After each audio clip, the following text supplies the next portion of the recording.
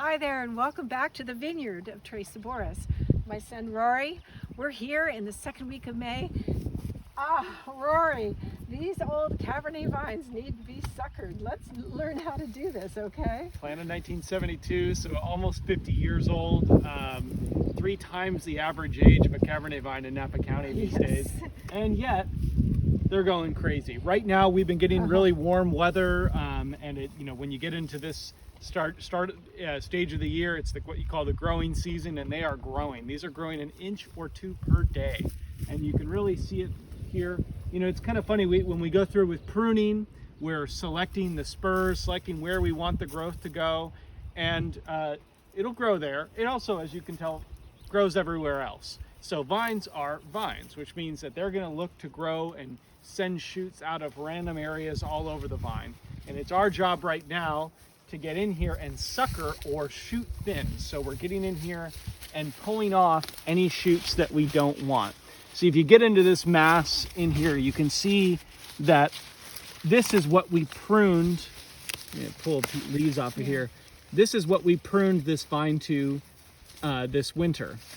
However, in addition to the 2 shoots that we want, which are this guy and this guy, you can see that there are all sorts of other shoots. So suckering is the process of, one by one, taking all of this off.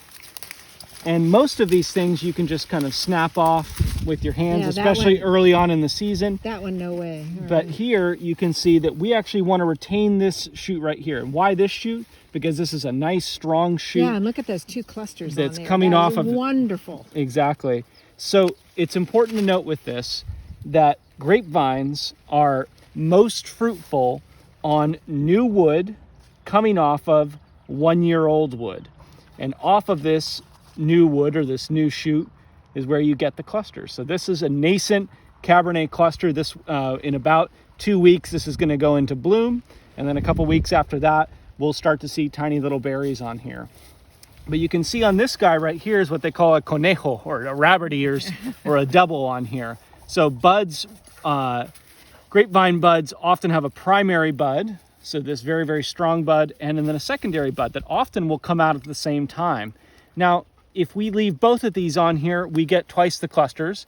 We also get about half the vigor going into... And half the flavor, too. And really half the flavor into that. So we're actually going to go through and cut off that shoot, thinning out the shoots that we don't want in order to give all the strength of this vine. So now all the strength of this whole spur, this whole section of this vine is being channeled into these 2 shoots and into these 1, 2, 3, and just 3 clusters off of there. That's about where you want that, and it's where the balance is going to come from. Now that's just 1 spur.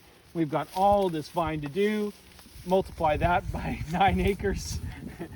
And eventually we'll be done suckering. Suckering is one of the most labor-intensive portions of the vineyard process. It's one that's often a little bit invisible because we usually think about harvest and pruning, but this is, right now is when we're setting the rules of the game basically for how these vines are going to grow and where they're going to put their energy and how much energy they're going to have. Otherwise, they would just lose themselves. Otherwise, they would just grow into everything, and they would grow short little shoots. They wouldn't grow much, much longer than this. You'd have diluted flavors, you'd have diluted growth, and you'd have vines that are not well set up to live for 50 years, which is really where this comes into. Is this has to be done every single year to maintain the quality of the wine and the quality of the grapes. Yeah, good. Let's go for it. Let's do it. All right, get cracking right now. Next spur.